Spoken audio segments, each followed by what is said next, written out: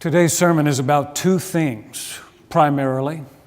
It's about identity and vocation, about who you really are and what you were born to do. Some other things may creep into the sermon along the way, as they often do, but I wanted to be clear from the outset that that's what we're talking about today, identity and vocation. Because these are the things we tend to talk about from the outset. We ask little children, what do you want to be when you grow up? What do you want to be, we ask, as if doing and being were the same thing. We get confused about that sometimes. It's not so bad if you are the person who saves lives by doing brain surgery. You might not mind it if somebody referred to you as a neurosurgeon. But what if you are the guy who makes his living by picking up trash all over town, collecting the garbage? Do you really want your wife to say, when you come through the door at night, well, look who's here, garbage man? No, not really. One of the things I've learned through the years is that when you ask people what they do, they might say something like, well, I sell toner cartridges for photocopiers. Okay, but what did you want to be when you were growing up? They almost never say that. They usually say, well, I wanted to be a fireman or an Indian chief or an astronaut, something. Somewhere along the way, I ended up selling toner cartridges for photocopiers. How did that happen to you? I don't know, just, one thing after another. One door swung open, another one slammed shut. That's how it was. People don't usually make up their minds to do the things they do.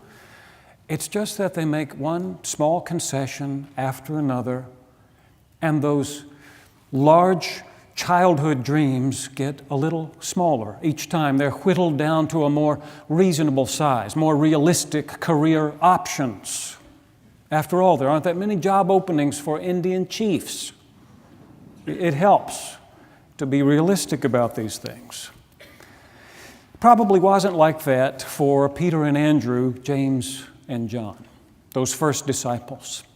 I'm guessing that their career options in Capernaum of Galilee were slightly more limited than yours or mine. Wasn't a surprise to anybody that James and John, for instance, followed their father into the family business of fishing. Probably didn't surprise anyone that Peter and Andrew eventually decided to become fishermen themselves. It was like that in some of the places I grew up, some of those elementary schools in West Virginia. My friends would talk about all the things they wanted to be when they grew up. But in the end, many of them became coal miners, simply because that's where the jobs were. Almost anybody could do that. Not everybody could become an astronaut. That's probably how it was in Capernaum. No matter what dreams Peter and Andrew, James and John may have had, in the end, like so many of the other boys in that small town, they became fishermen. Fishermen. The name says it all, doesn't it? Just like the guy who goes around collecting your garbage and dumping it into the back of a truck, if you are a fisherman, by the end of the day, by the end of a very good day, you have been up to your elbows all day in fish. That's the life of a commercial fisherman. You throw those nets out into the sea and bring them back hoping to feel the strain of a good catch working against those nets. You dump the fish out in the bottom of your boat where they wriggle and thump up against the gunnels, and then you begin sorting them out, throwing the small ones away, throwing the big ones into a bin in the stern of the boat. By the end of it, your hands are raw and bleeding from being finned by all those fish. You get back to shore, you still have to clean and gut the fish, get them ready for market. Don't you think at the end of a day like that, your back is hurting? Don't you think you would look at your hands and see how red and raw they were from that kind of work and shake your head? Don't you think you'd be brushing fish scales off your clothes everywhere, all the time? And don't you think your hands would always smell like fish? That's what it would be like to work as a commercial fisherman. And probably on most days, if somebody came along and offered you a different vocation, you would gladly accept it.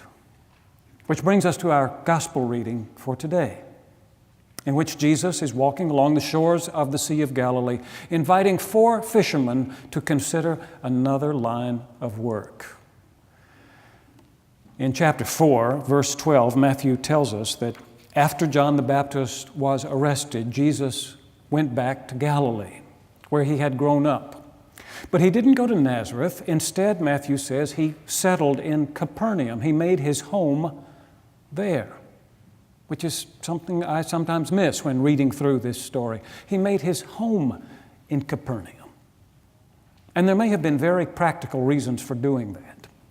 The Via Maris went through Capernaum, the way of the sea. It was the principal trade route between Asia and Africa. If you wanted to get from one continent to another, that's the way you went. So in a very real sense, this was the crossroads of the ancient world. Jesus may have settled there for the same reason you would open a retail outlet near a busy intersection, right? Location, location, location. In Capernaum, Jesus could preach to the whole world as it passed through. But Matthew has a different reason for why Jesus settled there. He said this was to fulfill Isaiah's prophecy from long before, that Capernaum in Galilee, this region of Israel that had walked in darkness for such a long time, would see a great light. And the great light that Matthew has in mind is Jesus himself. It was there, he says, in Capernaum, in that place Isaiah talked about, that Jesus began his ministry.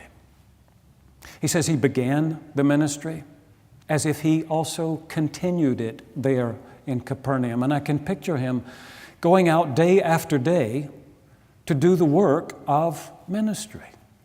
Teaching the people in the marketplace, as he often did later in his career, preaching in the synagogues whenever they would let him, and telling stories to anyone who could listen about this wonderful kingdom, the kingdom of heaven, where the lost were found, where the least were great, where the last were first. And one by one, people began to see that great light in him. In Jesus. They began to listen to what he was saying and repent of their sins and put their faith and trust in the Lord. One by one, the kingdom of heaven came to that part of the world as one by one people gave their hearts to God. Soon there were so many of them that Jesus began to think maybe he could use a little help. And that's when he went walking by the sea. Matthew doesn't give us the details, but I always picture Peter and Andrew out there in the shallows washing their nets when Jesus comes walking along. I picture him stopping and looking at them until they feel his eyes upon them, until they look up and give him their full attention. Only then does he say to them, "Come follow me. I will make you fishers of men," not fishermen, fishers of men, people who go out where the people are. I'm giving you a chance to change your vocation. What do you say? He created a crisis, is what he did. Crisis from that Greek word that means to judge or decide, and crisis from the pressure of having to decide right now. Have you ever felt that? 2 good choices in front of you, but you have to choose now. Which will it be? On the one hand, Peter could say that fishing for a living wasn't such bad work. It was the kind of work you could get used to if you had been doing it most of your life. The smell didn't bother you after a while, didn't bother anybody after a while, and it was good, honest work. It was a way of providing for your family. Surely there's nothing wrong with that. And let me say, surely there is nothing wrong with that. Nancy Tuning reminded me between services that if it wasn't for the honorable work of garbage men, all of us would be in a heap of trouble. True. Nothing wrong with an honest day's work for an honest dollar. But on the other hand, Peter may have thought about what it would be like to follow this stranger named Jesus on some kind of bold spiritual adventure, to go who knows where in search of who knows what. What it would be like to get up day after day, to follow Jesus wherever he might lead. There was something about that that thrilled him down to his toes.